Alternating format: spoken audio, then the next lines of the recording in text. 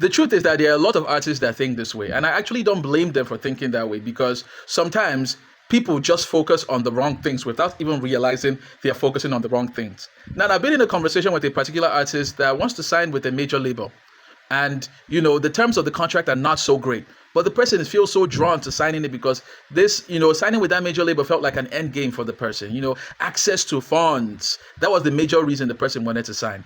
And the question that I asked the person is, do you want funds or do you want a successful music career?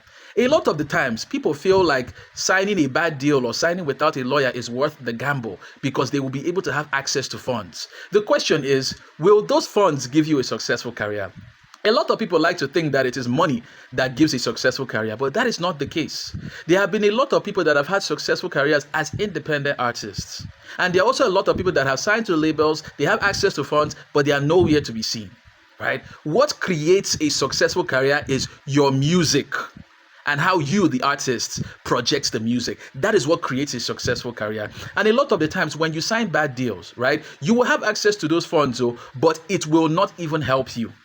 You will be seeing the money there, but they will not even be using the money for anything that will benefit you as an artist. And even if they are using the money for anything that will benefit you, you could spend 7 years with that label, access to the funds and everything. And once you are leaving the label, you leave the label with nothing because they own everything and you are even owing them money. So the question you now start to ask yourself at that point is that, okay, was it even really worth it in the end? So the question that you should ask yourself before you sign that bad deal and say that you are gambling is, will these funds now that I want access to, is it guaranteed to give me a successful career? The question and the answer. The answer is no. It will not do it for you. If funds were guaranteed to give you a successful long career, a lot of people would have been getting signed today.